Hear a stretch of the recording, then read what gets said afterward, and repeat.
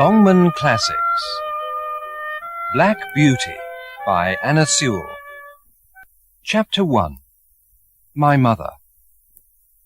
I don't remember everything about the time I was very small. I remember a big field of green grass. There were a few trees in it, and on hot days my mother stood under a tree and I drank her milk. That was before I grew bigger and began to eat the grass. There were some other young horses in the field. As we grew bigger, we played and ran round and round the field. We jumped about, or we went down on our backs on the grass and kicked our legs happily in the air. We were glad to be alive. When I stopped taking her milk, my mother went to work every day. She came back in the evening, and I told her all about my day. "I'm glad you are happy," she said. "Play as much as you can. But you must remember that you are not like these other young horses. They are all going to be farm horses. They're good horses, but not like us. Your father is well known in this part of the country, and your grandfather, my father, was Lord Westland's best horse. When you're a little older, you'll learn to take people on your back, or to take them from place to place in their carriages." I asked, "Is that what your work is, Mother? Is that what you do for Farmer Grey?" "Yes, that's what I do. Farmer Grey sometimes rides me, and sometimes drives me as his carriage horse. Here he is now."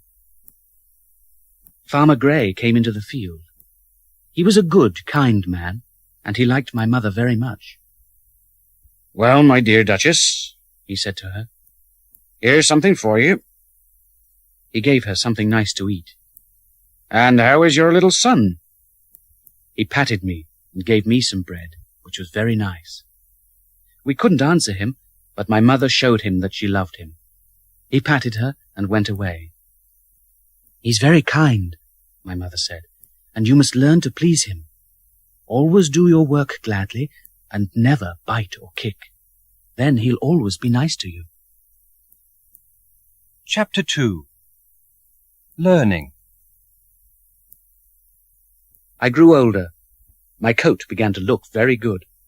It was black. I had one white foot, a white star on my face, and a small white mark on my back, but every other part of me was black. When I was grown up, Squire Gordon came to look at me. He looked at my eyes, my mouth, and my legs. "Very good," he said. "Yes, very good. Now he must learn to work. He'll be a very good horse then." What must a horse learn? He must learn to stand still when a man puts harness on him. The bad part of a horse's harness is the bit. If you have never had a bit, you can't think how bad it is. It is a cold, hard, iron thing, and the man puts it into your mouth. It hurts. You can't move it because the head harness, over your head, under your mouth, and across your nose, makes it stay in your mouth.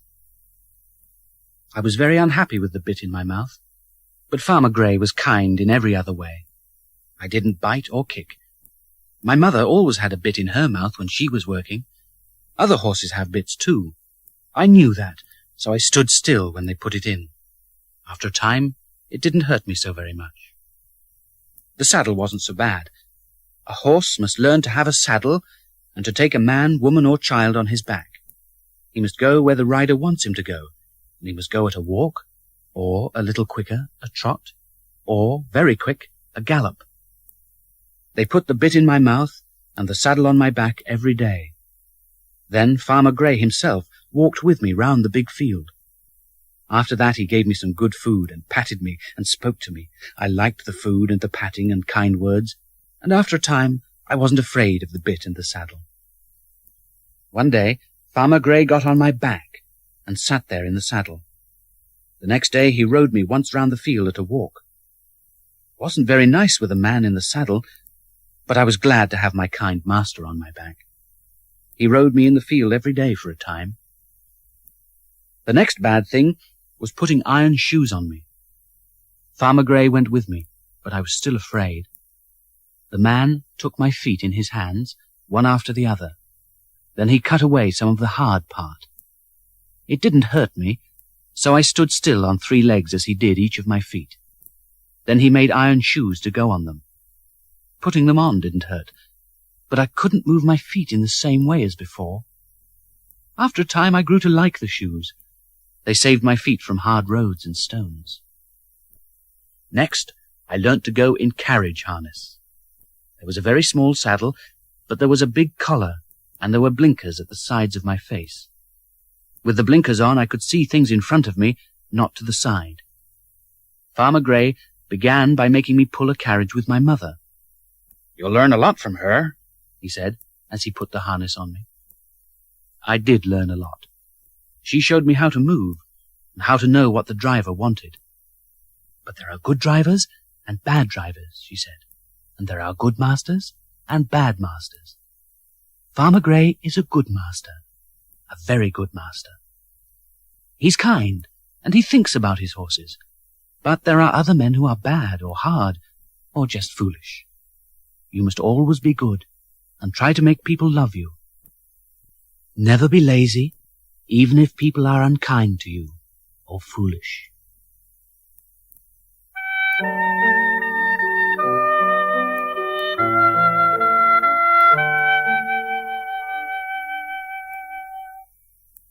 Chapter 3 Burtwick Park. In May, a man came to take me away to Squire Gordon's home at Burtwick Park. "Be a good horse," Farmer Grey said to me. "Always do your best." I couldn't say anything, so I put my nose in his hand. He patted me kindly. Burtwick Park was big. There was a big house, and there were a lot of stables for horses and places for many carriages. I was taken to a stable for 4 horses. They gave me some food, and when I had eaten it, I looked round me. There was a pony in the next part of the stable. He was small and fat, with a pretty head and happy eyes. "Who are you?" I asked. "My name is Merrylegs. I'm very beautiful. I take the young ladies on my back. Everybody loves me. You must be good if you live next to me in this stable. I don't like horses who bite." A horse looked at Merrylegs from the other side. She had a very beautiful red-brown coat, but her eyes looked angry, and her ears were laid back in the way an angry horse puts its ears. "Have I ever bitten you?" she asked angrily. "No, no," Merrylegs said quickly. When the red-brown horse went out to work that afternoon, Merrylegs told me about her. "Ginger does bite," he said. "One day she bit James in the arm and hurt him. Miss Flora and Miss Jessie, Squire Gordon's little girls, are afraid of her. They don't bring me nice things to eat now because Ginger is here."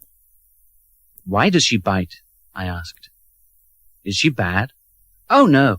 I think she has been very unhappy. She says that nobody had ever been kind to her before she came here. She'll change here. I'm 12 years old and I know a lot. I can tell you that there isn't a better place for a horse than this anywhere.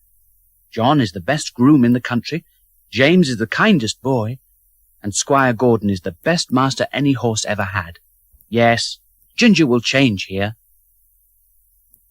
Chapter 4 I Begin Well. The head groom's name was John Manley. He lived with his wife and 1 little child in a very small house near the stables. The next morning he took me outside the stable and groomed me. He worked hard and made my coat clean and beautiful. Then Squire Gordon came to look at me. "He looks very good," the squire said. "I wanted to try him myself this morning, but I have some other work. So you ride him, John, and then tell me how he goes." John put a saddle on my back, but it was too small, and he changed it. He got another saddle, not too big and not too small, and we went out. He was a very good rider, and I knew just what he wanted. On the road we went at a walk, then at a trot. I tried to make him like riding me. Then he took me off the road to some open land with just a few trees and a lot of grass. There he wanted me to gallop, and I galloped hard. How good that was! I liked it very much, and I think John liked it. When we were back at Burtwick Park, the squire asked John Manley, "Well, John, how does he go?"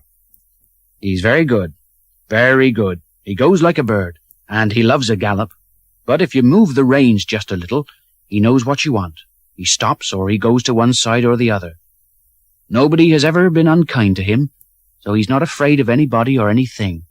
"I'm glad to hear it," Squire Gordon said. I'll try him myself tomorrow.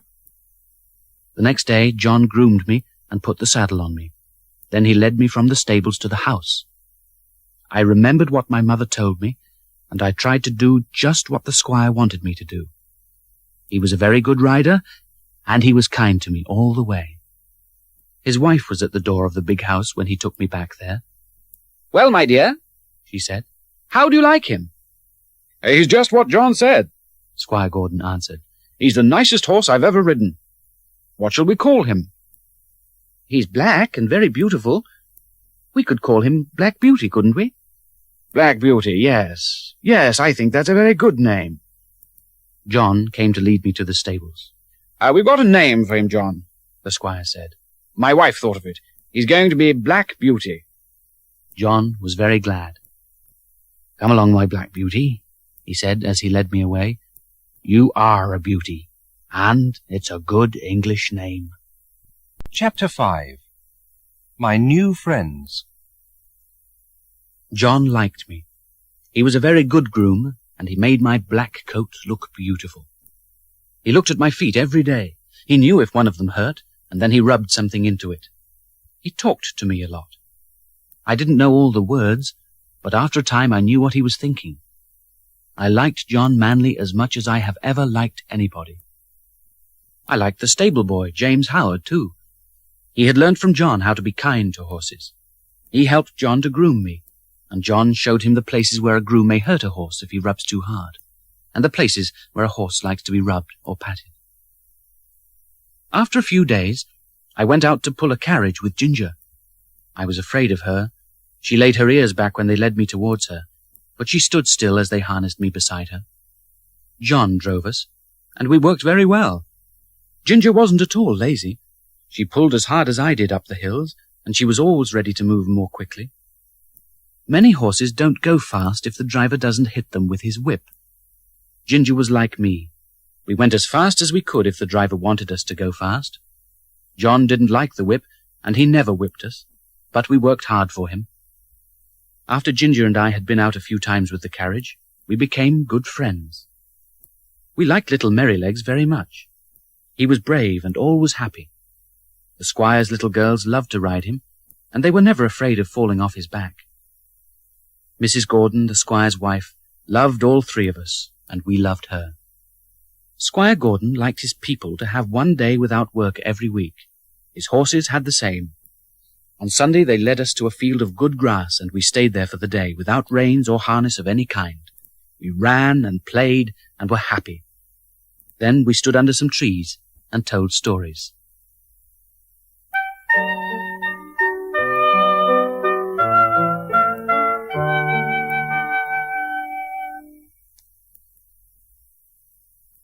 Chapter 6. James Howard. The squire came to the stables one day and spoke to John Manley. "How is James working, John?" he asked. "Very well," John answered. "He has learnt a lot.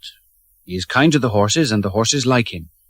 He's learning to drive, and he'll soon be a good driver." Just then James himself came in. "James," the squire said, "I have a letter from my friend Sir Clifford Williams of Clifford Hall. He asks me to find a good young groom for him. The pay is good, and the young man will soon be head groom, with his own room, stable clothes, driving clothes, and boys to help him. I don't want to lose you, and John will be sad to see you go." "I will, yes, I will," John said, "but I wouldn't try to stop him." "Yes, we would all be sad," the squire said, "but we want you to do well. Speak to your mother at dinner time, James, and then tell me if you want me to send your name to Sir Clifford." Ginger and Merrylegs and I were sad too when we heard that James wanted to go, but we knew that it would be better for him. For 6 weeks before James went, we worked hard. He wanted to be a very good driver, and our master and John Manley wanted to help him. So the carriage went out every day, with Ginger and myself harnessed to it, and James driving. James learnt very quickly. For a few weeks John sat beside him, but after that James drove alone. "I must go to the city again," our master said time after time. And we always went at bad times, when there were a lot of carriages, dog carts, riders, and people walking, all going to meet the train or going home across the bridge after work. Then one day the squire said to John Manley, "Mrs. Gordon and I must go to Oxford tomorrow. We'll have Ginger and Black Beauty with the big carriage, and James will drive us." It was a journey of about 75 kilometres to Oxford. We went about 50 kilometres in one day, and then stopped for the night at the biggest hotel in Aylesbury. James drove very well. We pulled the carriage up a lot of hills, and he always stopped on the way up. He never drove us fast down a hill. He found the best part of the road for our feet, and he made us trot when the road was good, but not up hills or on bad roads. All these things help a horse, and if he gets kind words too, he's happy. We had a good grooming in the hotel stable, some good food, and then James patted us and said, "Good night, my beauties. Sleep well, Ginger. Sleep well, Black Beauty." Then he went to his own bed. Chapter 7. The Fire. An hour after that, a man came to the hotel on a horse. One of the hotel grooms brought the horse to the stable. At Burtwick Park, nobody ever smoked in the stables, but this man was smoking. There was no food in the part of the stable where the new horse was, so the groom went to get some. The food for the horses was on the floor over the stable. The groom went up there, threw some food down for the horse, and went away. I slept, but I soon woke up again. I was very unhappy, but I didn't know why I was unhappy. I heard Ginger. She was moving her feet, and I heard her smelling the air. Then I smelt the smoke too. Very soon the stable was full of smoke. There were noises from over my head, noises of burning. The other horses in the stable were all awake. They were moving their feet and trying to get away from the smoke. I was afraid. I was never so afraid before, and I have never been so afraid again. At last, the hotel groom came into the stable and tried to lead the horses out, but he was afraid himself, and he tried to work too quickly. That made us still more afraid. The other horses would not go with him, and when he came to me, he tried to pull me out fast. He pulled and pulled. I couldn't go with him. We were foolish, yes, but we didn't know him, and he was so afraid. There was more and more smoke, and then we saw the red light of fire coming from the floor over our heads. We heard a cry of "Fire!" outside, and more men came into the stable. The noise of the fire grew greater and greater, and then James was at my head. He was speaking to me just like every morning. "Come, my beauty. It's time for us to go. Just wake up and come along. We'll soon be out of all this smoke." He took the cloth from his neck and put it round my head over my eyes. Then I couldn't see the fire, and I wasn't so afraid. He patted me all the time and spoke to me like a good friend as we walked out to the clean air outside the stable. "Here's somebody," James called. "Take this horse, and I'll go back for the other." A big man took me, and James ran back into the stable. I was very unhappy as I saw him run back into the burning stable, and I cried out. Ginger told me the next day that my cry saved her. Because she heard me outside, she was brave, and so she came with James. A lot of things were happening all round me, but I looked at the stable door all the time. There was fire and smoke inside, and I heard things falling. My master came running towards the stable. "James! James Howard!" he called. "Are you there?" There was no answer, but I heard noises of big things falling in the stable, and I was very much afraid for James and Ginger. How glad I was when James and Ginger came through the smoke towards us. "Brave boy!" the squire cried. "Are you hurt?" James couldn't speak because of the smoke, but he showed that he wasn't hurt, and he patted Ginger's neck and looked happy. Chapter 8. Little Joe Green. James and Ginger were ill the next day. They had burns in a few places, and the smoke had been bad for them. So we stayed in Aylesbury for that day, but after another night there they were better, and in the morning we went to Oxford. James did everything he could to help Ginger to get better, and he spoke to older grooms who could tell him the best things to do for us. By the time we were back at Burtwick Park, we were all much better. John heard James Howard's story, and he looked at Ginger and myself. "You did well, James," he said. "It's very hard to get horses out of a stable when there's a fire. Nobody knows why they don't want to move, but they'll stay there if there isn't somebody they know to lead them out. Somebody they know and love? Just as they were going, James asked, "Do you know who's coming in my place?" "Yes," John said. "Little Joe Green, the gardener's son." "Little Joe Green, but he's a child." "He's 14, John said. "But he's so small." "Yes, he's small, but he's quick and ready to learn and kind. His father would be glad if he came, and I know the master would like to have him here." James was still not very happy about it. "He's a good boy," he said, "but there'll be a lot of work for you because he's so small." "Well," John said, "work and I are good friends. I've never been afraid of work." "I know that, and I'll try hard to be like you." The next day, Joe came to the stables to learn as much as he could before James went. He learnt to clean the stable, to bring in our food. He began to clean the harness and helped to wash the carriages. He was much too small to groom Ginger or me, so James showed him how to groom Merrylegs. Merrylegs wasn't very pleased. "Why must I be pulled about by a boy who knows nothing?" he said. But after a week or two he said, "I think the boy will be good in time. I'll help him to learn quickly." Little Joe Green was a happy boy. He sang as he worked, and we soon grew to like him very much.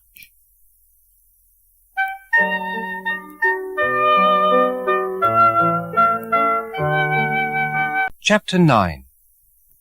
Going for the Doctor. There was a bell at the stables to call a groom to the house. One night, after James had gone away, the bell rang. The noise woke me, and I heard John running to the house. He ran back, opened the stable door, and came to me. "Wake up, Beauty. You must go your fastest now." He put a saddle on me very quickly, jumped on my back, and rode me at a fast trot to the house. The squire was there with a lamp in his hand. "Now, John," he said, "you must ride as fast as you can. My wife is very ill.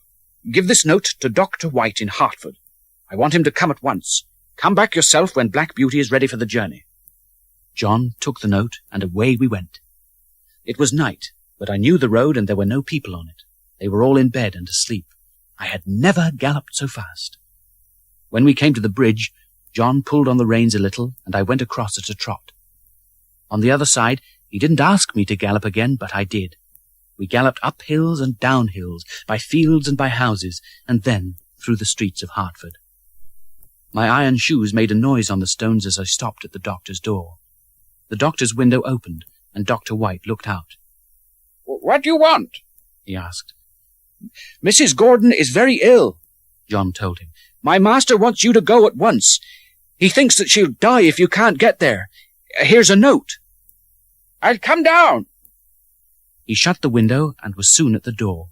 He read the note. "Yes," he said. I must go, but I don't know what to do.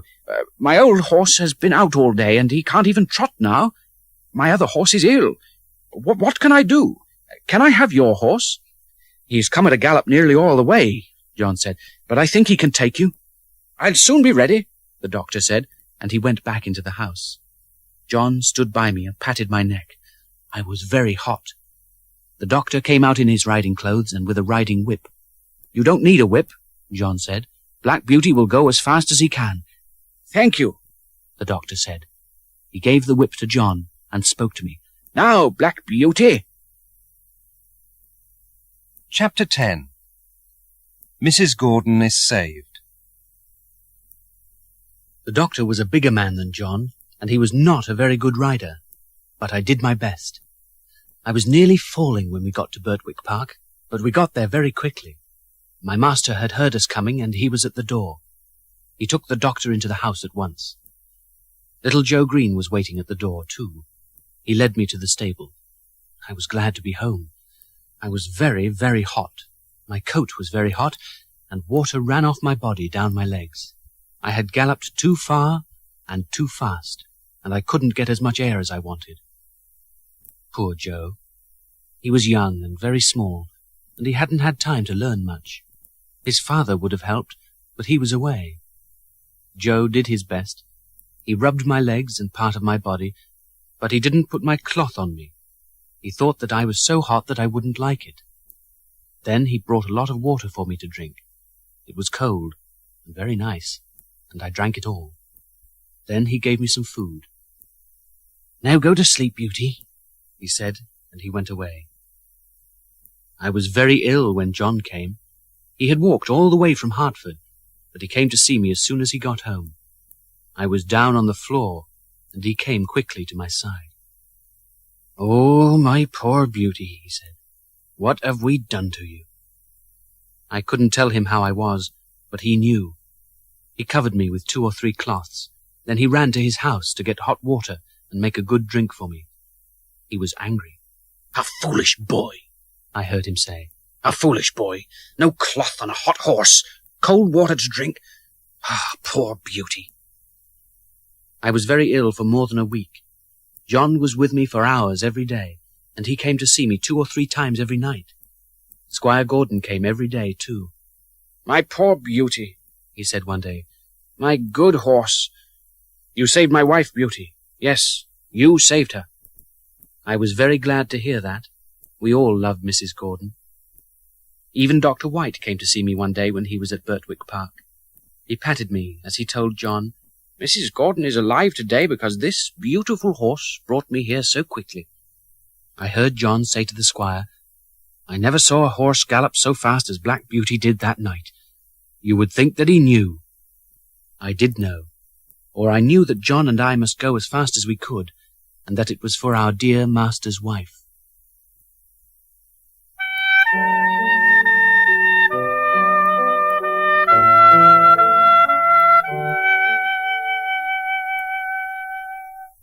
Chapter 11. Another Move. I was happy at Burtwick Park for another year. Just one thing made us sad. Mrs. Gordon got better, but she was never well for more than a few weeks. At last the doctor said that she must go away and live in the south of France. Squire Gordon said that they would all go, and make a new home there. We were all very sad. The squire looked most unhappy, but he began to get ready for the move. We heard a lot of talk about it in the stable. John was very sad, and Joe nearly stopped singing as he worked. Squire Gordon's little girls came to the stable to see Merrylegs for the last time. They cried a lot, but they told Merrylegs, "You'll be happy, old friend. Father's giving you to Mr. Good, the kind old churchman. You'll take his wife from place to place, but you will never work hard. Joe will go with you. He's going to be the groom and help in their house beside the church. You'll see your friends Black Beauty and Ginger sometimes. Father has sold them to Lord Westland at Earls Hall. That isn't very far away." The squire was ready to help John to get work in a good place. But John wanted to open a school where young horses could learn their work. "Too many young horses learn in a way that makes them afraid," he said. "Horses are my friends, and they like me. I think they'll learn better from someone who is kind, and I should like them to learn in my way." "I don't know a man who could do it better," Squire Gordon said. "Horses don't just like you, they love you." "I'm very sad to lose friends like you." The last day came. Ginger and I brought the carriage to the door for the last time. The people who worked in the house were at the door as the squire brought his wife down in his arms. Many of them were crying as we moved away. Chapter 12. Earls Hall. The next morning, Joe came to see us and then took Merrylegs away to Mr. and Mrs. Good's house. John rode Ginger and led me to Earls Hall. It was a very big house with a lot of stables. At the stables, John asked for Mr. York, the head of all the drivers and grooms. Mr. York came and looked at us. "Very good," he said. "They look very good, but you and I know that horses are not all the same. What can you tell me about these two?" "Well," John said, "there aren't any better horses in the country, but they aren't the same. Black Beauty here is never angry or afraid because nobody has ever been unkind to him. When she came to us, Ginger was not like that at all. She was always ready to bite and kick. Someone had made her very unhappy. She has changed at Burtwick Park. We have been kind to her, and she has been very good for 3 years or more. But I'm afraid she could be bad again if people are unkind to her." "I'll remember that," Mr. York said. "But there are a lot of drivers and grooms here, and I can't see all of them all the time." They were going out of the stable when John stopped and said, I must tell you that none of our horses at Burtwick Park ever had a bearing rein. Well, they must have a bearing rein here. I don't like bearing reins myself, and Lord Westland is very kind to horses. But Lady Westland, that's another thing. For her, everything must look good. Her carriage horses must have their heads up because that's the London way. So they must have bearing reins. John came to each of us to pat us and speak to us for the last time. Then he went, and we were very sad. Lord Westland came to look at us the next day. Gordon told me they were good horses, he said. And they look good. But we can't have one black horse and one brown pulling a carriage in London. They can pull the carriage here in the country, and in London we can ride them. York told him what John had said about bearing reins. Well, Lord Westland said, put the bearing rein on, but pull it up a little at a time. I'll speak to Lady Westland about it. In the afternoon, Ginger and I were harnessed to a carriage, and then a groom led us to the front of the house. It was very big, 4 times as big as Burtwick Park, but I didn't like the look of it very much. Lady Westland came out. She walked round us, looking at us. Something didn't please her, but she didn't say anything. She got into the carriage, York touched us with the whip, and we moved away at a walk. I had never had a bearing rein before, but it wasn't bad that day. I always walked or trotted with my head up, and the rein just stopped me putting it down. I was afraid that Ginger would be angry, but she was very good. At the same time the next day, we were at the door again. The lady came out and said, York, you must pull those horses' heads up. I will not ride in a carriage with horses like that. York got down and said, Please don't be angry with me, my lady, but these horses haven't had a bearing rein for 3 years, and Lord Westland told me to pull their heads up a little at a time. Do you want me to pull them up a little more? Yes. York came to our heads and made the reins a little shorter. 1 hole, I think. When we came to a hill, we wanted to put our heads down a little and so pull harder. The bearing rein stopped us, and that gave our legs and backs much more work. Ginger said to me, Now you see what it's like. This isn't too bad. If they don't pull the rein up any more, I shall say nothing, because they are kind to us here in every other way. But if they do pull it up hard, I'll do something bad. I don't want to be bad, but bearing reins make me very angry. Chapter 13. Ginger kicks out. One day, Lady Westland came out in very rich clothes. Drive to Lady Richmond's house, she said, but she didn't get into the carriage. Are you never going to get those horses' heads up, York? Pull them up at once. York came to me first. He pulled my head back with the bearing rein so far that it hurt my neck, and the bit cut my mouth. Then he went to Ginger, and began to do the same to her. Up went Ginger on her back legs. Her ears were laid back, and her eyes were very angry. She began to kick, and tried to get away from the carriage. York and the groom couldn't make her stop, and at last she caught her legs in the harness and fell. York sat on Ginger's head, and told the groom to get a knife and cut the harness. Lady Westland went into the house. Ginger was hurt in a lot of places, and she was still very angry and ready to kick and bite. Nobody had time for me. I stood there with my head pulled back and the bit hurting my mouth for a long time. At last, York came and took off the bearing rein. I heard him saying to himself, Why must we have these bearing reins? They make good horses bad, and they make our work harder. Lord Westland will be angry with me for doing what his wife told me to do. But how can I say no to her when he never does so? Ginger was never put into carriage harness again at Earls Hall. When she was better, one of Lord Westland's younger sons took her as his riding horse. I still worked with the carriage, and for 4 months the bearing rein hurt me every day. I worked with an older horse named Max. He came from Lord Westland's stable in London. Why must we be hurt like this? I asked him. It's the London way, he said. In London, the rich people's horses must have their heads up. It's made me ill, and that's why I've come here. I'll die soon, and you'll die before you're old if you have the bearing rein every day. People are very foolish, aren't they?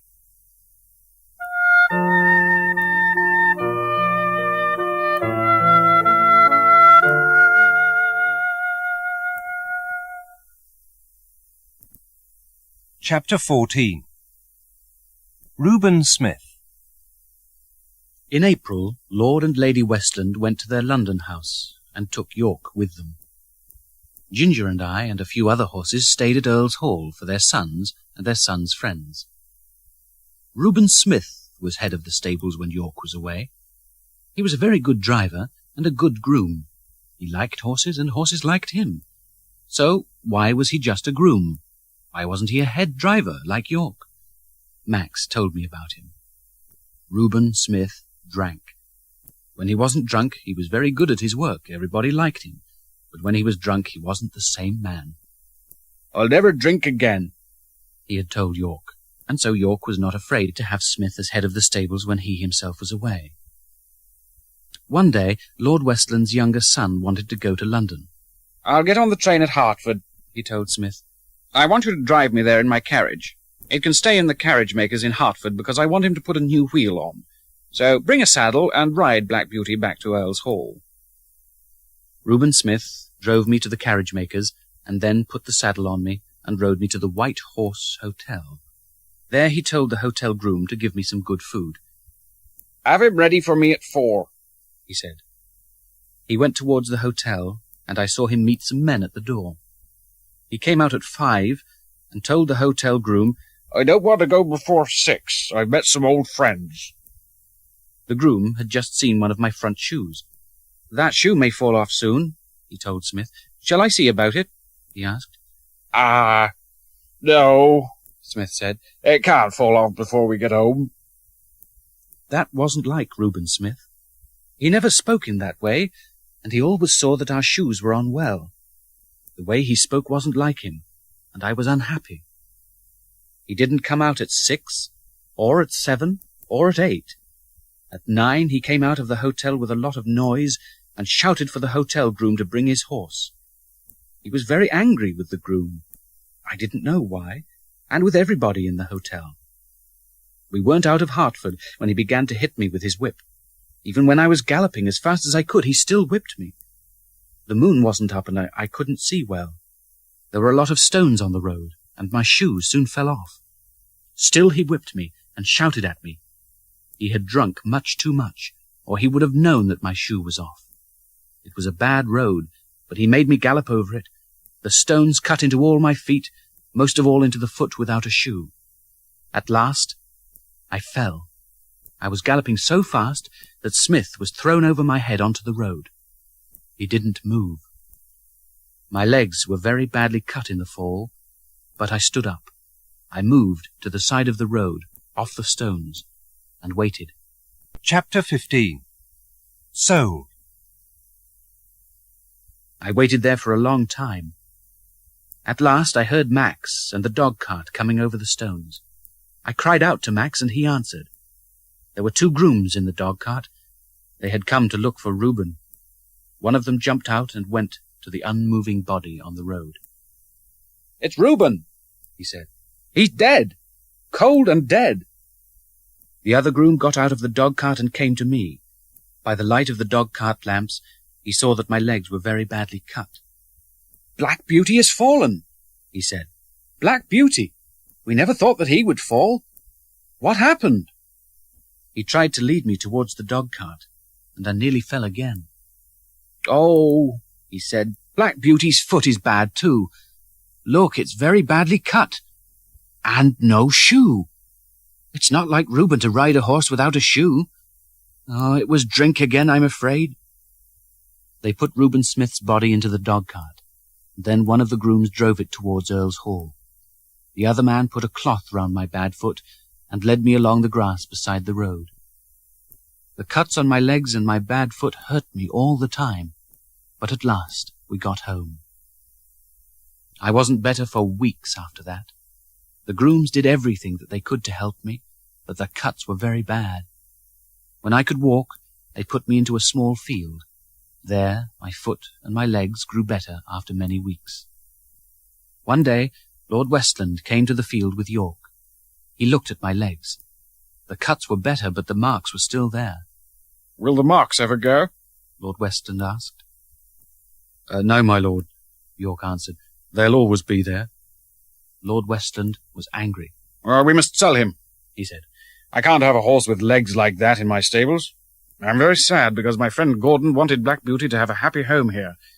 But you must send him to Hampstead to be sold. And so I was taken to Hampstead on a day when they were selling horses. A lot of people came to look at me.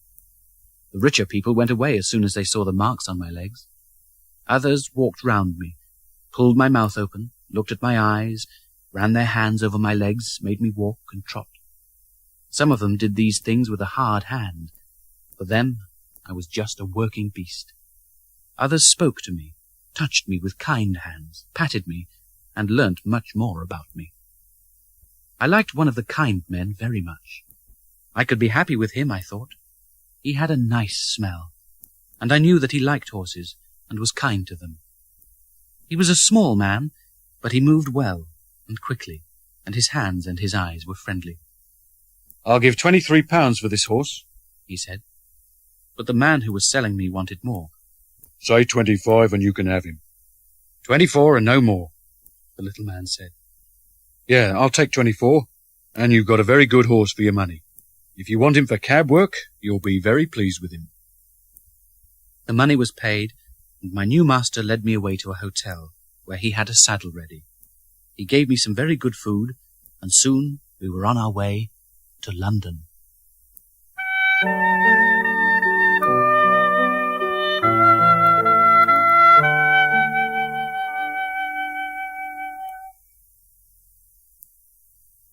Chapter 16. A London Cab Horse. The streets of the great city were full of horses and ponies, carriages and dog-carts, everything on wheels that you can think of. It was night, but I had never seen so many people as there were under the street lamps. There were streets and streets and streets. At last, my new master called out to somebody, "Good night, governor." We were going along a street where a lot of cabs were waiting, one behind another, at a cab stand. "Hello, Jerry," came the answer. "Have you got a good one?" "I think I have." "I'm very glad, Jerry. "Good night." Soon after that, we went up a side street, and then into another street with small, rather poor-looking houses on one side, and stables and carriage houses on the other. My owner stopped me at one of the little houses and called, "Are you still awake?" The door opened, and a young woman ran out, with a little girl and a boy. "Hello, hello, hello," they cried happily as my rider got down from the saddle. "Hello," he said. "Now, Harry, open the stable door and I'll lead him in." Soon we were all in the little stable. The woman had a lamp in her hand, and they looked at me. "Is he good, father?" "Yes, Dolly, as good as you are. Come and pat him." At once a very small hand patted me. The little girl was not at all afraid, and I knew that I was going to love her. "I'll get him some nice food, Jerry," the woman said, "and you rub him down." "Yes, that's what we'll do, Polly." Jerry loved his wife, Polly, and his son, Harry, who was 12 years old, and his daughter, Dolly, who was 8. They all loved him. I have never known happier people. They were very poor, because a cabman never got much money. But they were always kind, and their love came out of the little house to the stable. Jerry had his own cab and 2 horses. The other horse was a big old white horse called Captain. That night, Captain told me about the work of a London cab horse. "Only one of us is harnessed to the cab at a time," he said. "Our master works for about 16 hours each day from Monday to Saturday, but each of us will work for only 8 hours. It's hard work, but Jerry's never unkind. A lot of cabmen are unkind, but not Jerry. You'll love him." Captain went out with the cab in the morning. Harry came into the stable after school to give me food and water. When Jerry came home for his dinner, Polly cleaned the cab and Harry helped Jerry to put the harness on me.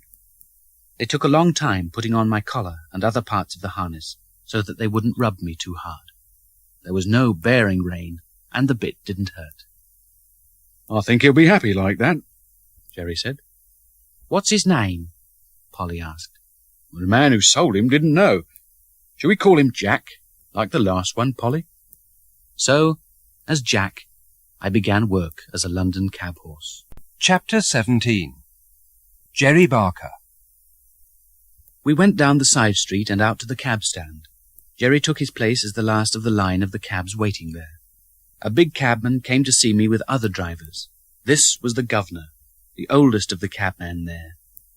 He looked at me and touched my neck and body and legs. Yes, He said, he's the best horse for you, Jerry Barker. Even if you paid a lot of money for him, you have done well. For a few days my work as a London cab horse was very hard. The great city was a new place for me. The noise, the thousands of people, the horses, carriages, dog carts, and other things that filled the streets, all these made me unhappy when I was beginning my work there. But I soon found that Jerry was a very good driver, and he found that I was ready to work hard. After that, we did well. Jerry never whipped me. Sometimes he just touched me with the whip, and that told me, go. But at most times I knew what he wanted from the way that he moved the reins. Captain and I were always well groomed, and we had good food and a clean stable. Sometimes Jerry wouldn't take a person who wanted to go fast. No, He said, you want to go fast because you've been lazy. You must begin your journey sooner, and then you'll get there without going fast. even if they wanted to give him more money, he wouldn't make his horse go very fast to help lazy people. But after I learnt how to get along through the London streets, we could go faster than most cabs. We're ready to go fast if somebody must get somewhere quickly, aren't we, Jack? Jerry said, patting me. We knew the quickest ways to the hospitals in London, and sometimes we made very quick journeys to them. One rainy day, we had just taken a man to his hotel, when a poor young woman spoke to Jerry. She had a little boy in her arms, and he looked very ill. "Can you tell me the way to St. Thomas's Hospital?" she asked. "I've come from the country, and I don't know London. The doctor has given me a note for St. Thomas's Hospital. He says the hospital can save my son." It's a long way, dear, Jerry said. You can't walk there, not in this rain and with the boy in your arms. Just get into the cab and I'll take you there. "Thank you, but I can't do that. I haven't got any money." Who said anything about money? I'm a father and I love children. "I'll be happy to take you. Please, get in." He helped her into the cab. She was crying, and he patted her arm. Then he got up and took the reins. Come on, Jack, He said. away we go. At the hospital, Jerry helped the young woman through the big front door. Thank you, she said. "You're a good, kind man." A lady was coming out of the hospital. She heard the words and looked at the good, kind man. "Jerry Barker," she said. Chapter 18. Another change. We took the lady to her train. Her name was Mrs. Fowler, and she knew Jerry because Polly had once worked for her at her home in the country. She asked a lot of questions about Polly and the two children. Then she said, "And how are you yourself, Jerry? Does the cold still make you ill every year?" Yes, it does, Mrs. Fowler. I was very ill last January. Mrs. Fowler looked sad. "You must find other work, Jerry. You can't be a cabman any more." I would like to find work in the country. It would be better for Polly and the children, but there isn't much work that I can do in the country. Every year Jerry was ill. He didn't stop working, and he became more and more ill. Polly cried about it, but she didn't know what to do. Then one day, after I'd been a cab horse for 5 years, a letter came for Polly. It was from Mrs. Fowler. "Dear Polly, my groom has found other work and he wants to go next month. His wife will go with him, and she is my cook. Would you like to work for me? Jerry as my groom and driver, Harry could help him, and you as my cook. There's a little house for you if you come. Please say you will. Yours, Mary Fowler." Jerry and Polly spoke about it for 2 days. Then Polly wrote an answer. Her letter said that Jerry and she would be very happy to work for Mrs. Fowler. I was very glad for them, but I was sad that there would be another change for me. I had grown to love Jerry and Polly and the two children. Some of Jerry's cabman friends wanted to have me, but Jerry wanted me to have a better home. Jack's getting old, he said, and the work of a cab horse is too hard.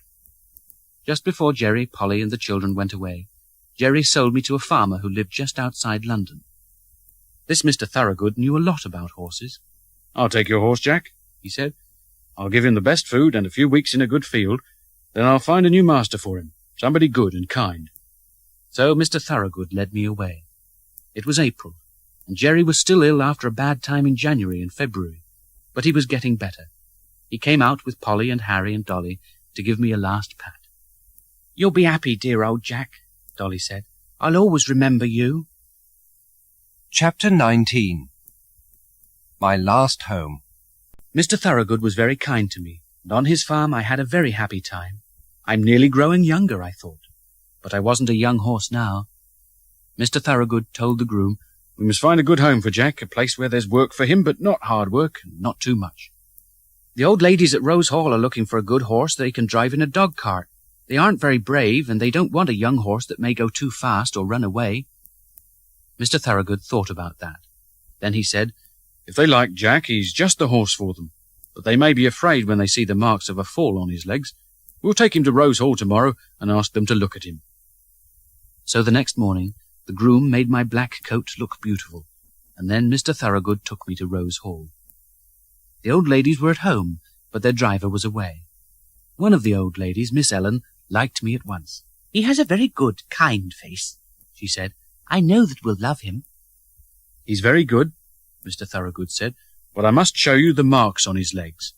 He has had a fall." "Oh," Miss Ellen's older sister said. "Do you think he'll fall again?" "I don't think so," the farmer said. "A lot of horses have the marks of a fall because of a bad driver. I think Jack's fall may have been like that. I've had him for a few weeks, and he's been very good.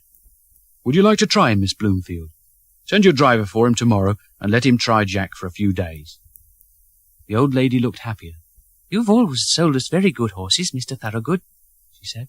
"Thank you. We'll do that." The next morning, a good-looking young man came to Mr. Thorogood's farm.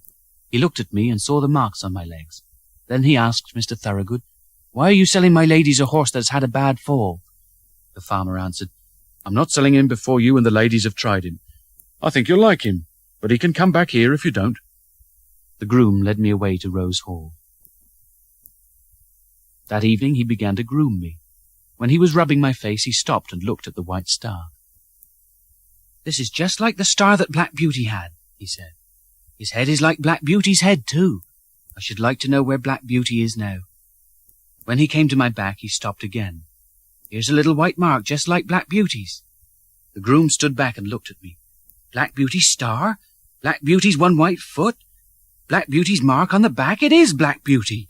You are Black Beauty, aren't you, my old friend? Beauty. Oh, Beauty, do you know me? I was little Joe Green, and I nearly killed you." And he began patting me and patting me. I remembered a small boy, and this was a grown man. But I saw that it was Joe Green, and I was very glad. I put my nose up to him, and I tried to show him that we were friends. I never saw a man so pleased. "You have had a hard time," he said, "but we'll try to make you happy here." The next day, Joe groomed me again and harnessed me to a very good dog cart. Miss Ellen wanted to try me, and Joe Green went with her. She was a good driver, and she was pleased with me.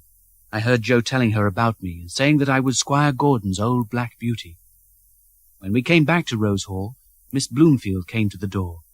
"He's a beautiful horse," she said. "Is he a good one, too?" "Yes," Miss Ellen said. "Very, very good. And do you know who he is? His name is Black Beauty, and he was at Burtwick Park with Squire Gordon. Our dear friend Mrs. Gordon loved him. Joe says that the horse saved Mrs. Gordon and nearly killed himself for her. I'm going to write to Mrs. Gordon. She'll be very pleased that we have Black Beauty here." The next day I was harnessed to the carriage, and Miss Bloomfield went for a drive.